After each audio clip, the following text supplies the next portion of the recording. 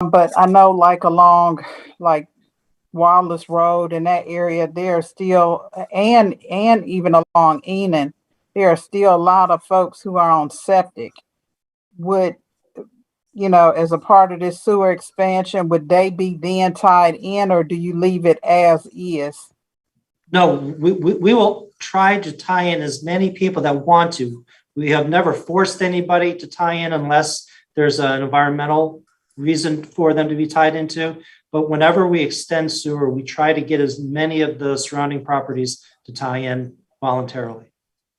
So you already, when you're going into these areas, of course, who's not currently tied in, and you actually extend the offer for them to connect. Because I know as residents, particularly along Skyview, who've inquired about this, and I think you helped me one recently with one along Enon.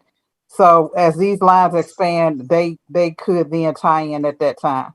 That is correct, ma'am. Thank you. Okay, thank you, Councilwoman. Next, we'll have Mayor Pro Tem Willis. How you doing, David? Thank you for the presentation. One quick question.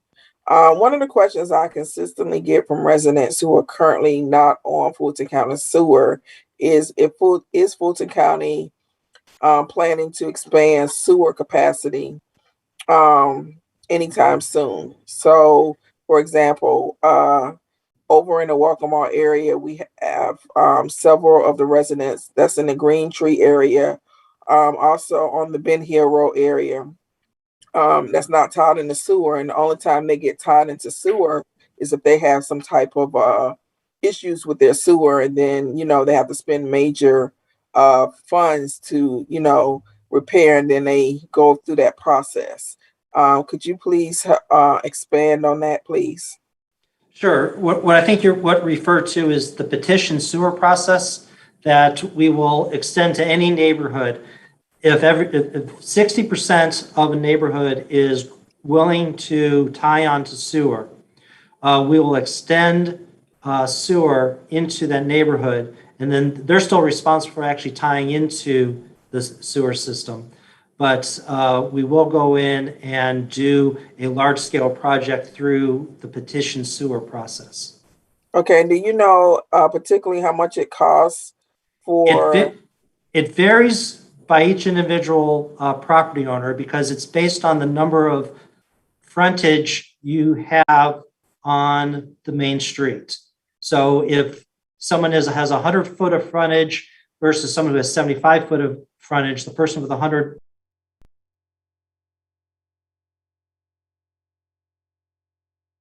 I don't, but I can certainly get you that. It's usually very reasonable. It's a couple of $1,000s, which I certainly recognize is harder for some than others. But compared to what a private option would be, it's much more. Okay, so can you send the entire council the information on how individuals can petition their neighborhood to be tied into Fulton County Sewer, so that we can get that out to our residents? Because I had no clue that was the process. Yep, I can definitely do that. Thank you. Thank you, Mayor Pro Tem. Chair recognizes Mr. Reeves, Councilman Reeves. Yes, Mr. Clark, I appreciate you. Thank you for coming on. Just a couple questions here. Did I hear in the lady's presentation that you said that Fulton County is going to only maintain 8 inches and above pipe? For sewer lines, sir. Yes. So what cases Fulton are County less than maintains the city of South Fulton Sewer. The point I was trying to make was that the scope of our study and the modeling that we did only incorporated pipes 12 inches in diameter and greater. So in what cases that they're less than 12 inches in diameter? Well, a lot of times in a subdivision, it's less than 12 inches. But once the subdivision gets built out and turned over for maintenance, the streets for the city and the utilities for us, we maintain 8-inch lines. We just don't have them in our model. And the 8-inch model is from the subdivision from individual properties that tie into the main. That's right. but it's not in the model. Can we get that wording in the model? The level of effort is pretty severe to put all those lines in. And so typically most communities do not model down to that level of detail. Okay, I got you. And but on the existing ones, particularly on the major corridors like Old National Highway, and the businesses, and there's a particular case that's right off of recently where one of our business loans tenant that it was an issue with tying in from 10 foot because of a grease trap that had to be installed. What are the situations like that? And I think you have information on it, but specifically like that case is how do we rectify that in this model for existing businesses to tie in? That one, I know which one you're talking about, Councilman. That one was a little bit challenging because the property owner did not actually front Old National. It was one property removed from Old National. So he needed to get across another property to tie into the line. So that's the way we can solve that problem. The better way of doing it is extending the sewer lines down the main streets that come off of Old National. But there were some topography challenges in that case that wasn't an option. So that's why we had to go through his neighbor's backyard. Okay. And there's another incident too, and Councilmember Willis, that kind of related to this, but Miss Ferguson on Tahoe Drive. Now, we familiar with that case? I believe so. He At may what may point not be is it? familiar with specific cases, Mr. Reed. So Well, this is, yes, sir, Mr. Chair, I can agree, but there's information just on this one individual piece of property because there's been several communications on this one. And because I'm getting to the point is, at what point is a tie-in structure when if the resident does spend the money to expand it out at the point to where Fulton County takes over, and it's Fulton County's responsibility, but the cost is incurred to the homeowner. How, I mean, can you explain that to me? Sure. And this is true for everybody.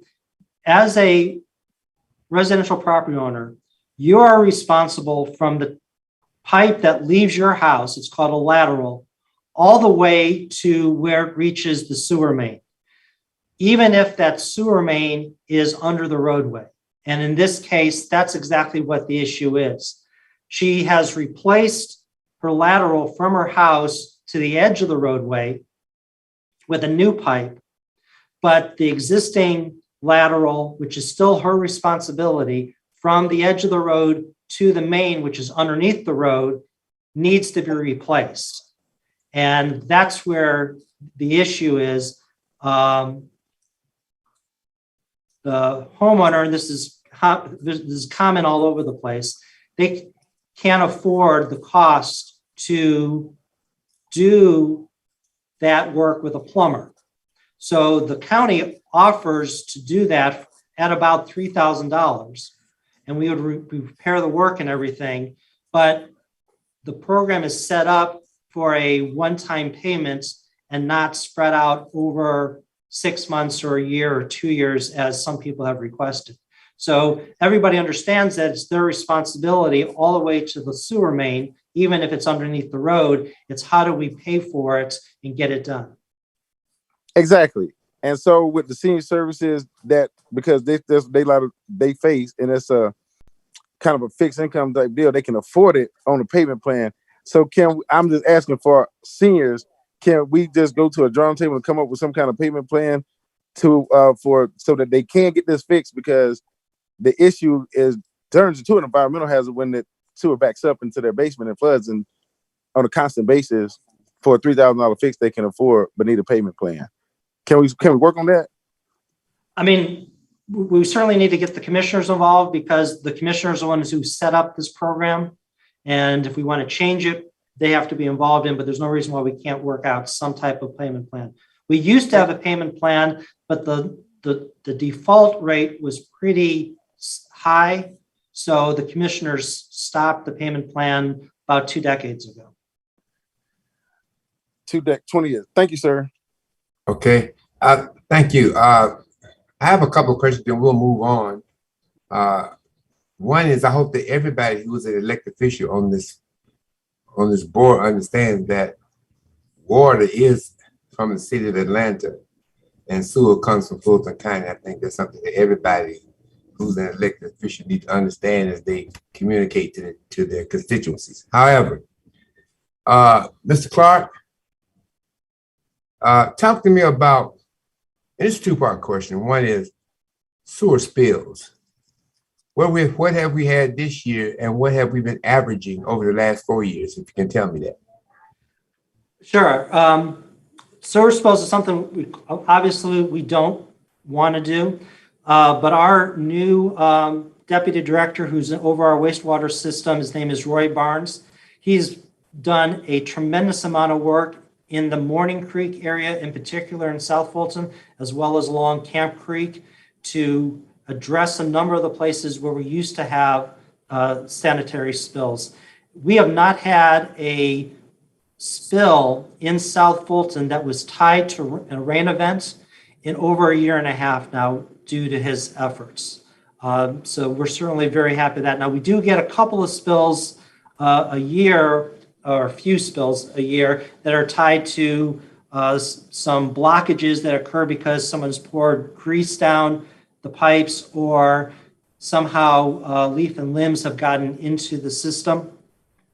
But a couple of years ago, we were probably averaging about 20 spills a year in South Fulton that would have in the millions of gallons. This year, we're a fraction of that. I would say probably 5 or 6 spills this year, and it's in the low thousands of gallons. So the work that we're doing is paying off. So if I understand you correctly, you said only about 2 spills per year has to be related to a rain event?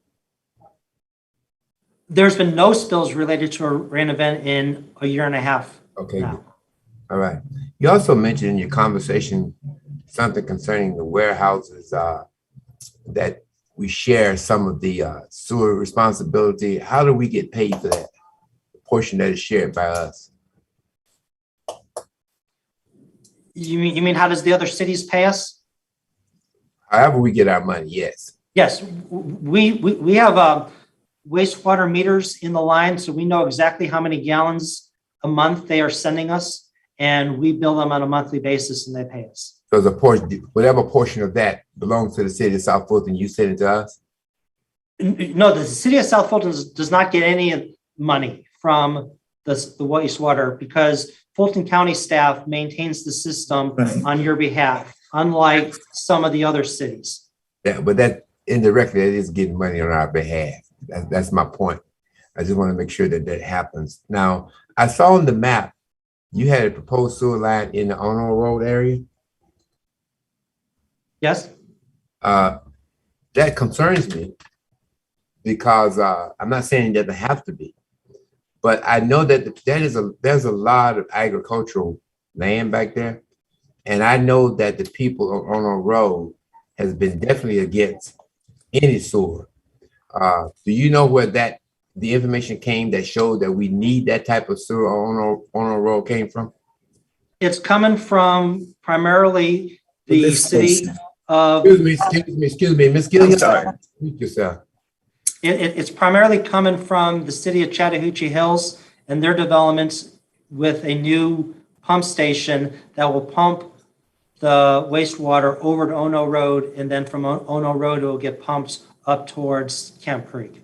I have nothing against Chattahoochee Hills. However, it is the responsibility of us to protect our citizens and to deliver service that our citizens want. I got a little bit concerned about that because I know what the people on the road is saying. I know what their lifestyle is, and I think we need to go back and address some of that. Now, last question for me. We have a on this land use map, we have what is called nodes, okay? Mr. Clark, I don't know how, I can't see on your map where the sewer is coming to any of those nodes, but to be effective as a node, to be effective as a node being a center for we will have density and transportation, I'm concerned about, does anything on your map touch the nodes? I think it's 9 of them that we have identified in the city. I know for a fact it does at least one, and I think it does more than just one, but one that comes to mind because we are now pursuing some federal money through the rescue relief funds is the node at Campbellton, which you are sharing with the city of Chattahoochee Hills. Right. And so that is definitely one of the projects that we've identified for construction in 2020 to 2029 decade, and hopefully use the recovery money to actually build the pump station and the force main. Well, I would like to go back and have some more conversation with you guys about that because a node is nothing without sewer. And I also would like to get back with you on the conversation concerning Ono Road. That's particularly concerning with me, okay? Sure, not a problem. Thank you, Mr. Clark and Mr. Lindsay. We appreciate you. Mr. Clerk, next item, please. Oh, wow. Next item, proposed 2022 legislative agenda. Andrew Long with AR Long Company, LLC. Before we get started, Ms. Gilliard, your mic is hot again. I'm not saying anything. I don't know what you're talking about. You are saying things. We can hear you. I'm not talking. Okay. There you go. Thank you very much, man. Go right ahead, Ms. Long. Mr. Mayor and Council, Honorable Mayor and Honorable Council, my name is Andrew Long, AR Long Company. Anna Edmondson has also joined the call as well as a part of our team. I am here today